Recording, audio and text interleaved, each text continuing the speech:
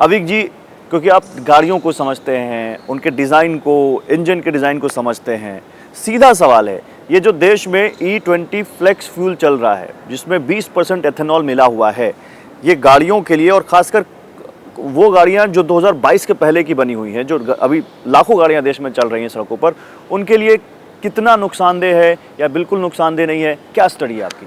जब आप एक चीज़, एक पर्टिकुलर चीज़ को सोच के बनाते हो, उसमें जब आप कुछ भी मिलावट, शायद गलत शब्द होगा, जब आप कुछ भी मिश्रण करते हो उसमें असर तो पड़ता है, ठीक है। तो मैं कहता हूँ कि ये इथेनॉल वाला जो फ्यूल है या इथेनॉल ब्लेंडेड जो फ्यूल है, वो एक ट्रेडिशनल आइस इंजन के लिए ये डायबिटीज़ है, ठीक है। आज आपको समझ में नहीं आएगा, लेकिन बाद में इसका असर होगा, धीरे धीरे इसका धीरे धीरे इसका असर पड़ेगा, ठीक है। अब आप ये मेरे को पूछ सकते हो कि मैं तो गाड़ी वैसे ही 5 साल बाद बेचने वाला हूँ, मुझे क्या फ़र्क पड़ेगा। आप कह रहे हो कि लॉन्ग टर्म असर पड़ेगा इंजन पे।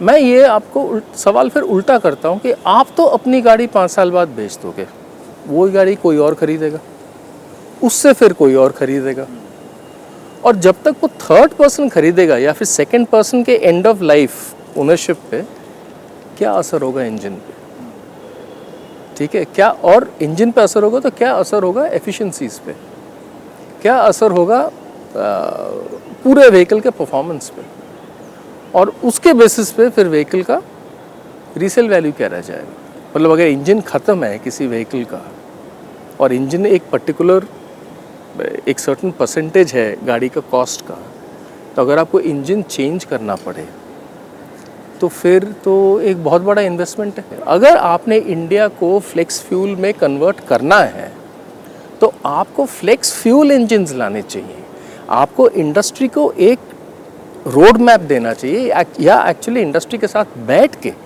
एक रोड मैप बनाना चाहिए जहाँ पे टाइम लाइन्स लेके आप बोलोगे कि ठीक है 2028 तक all further vehicles in India will be flex fuel vehicles.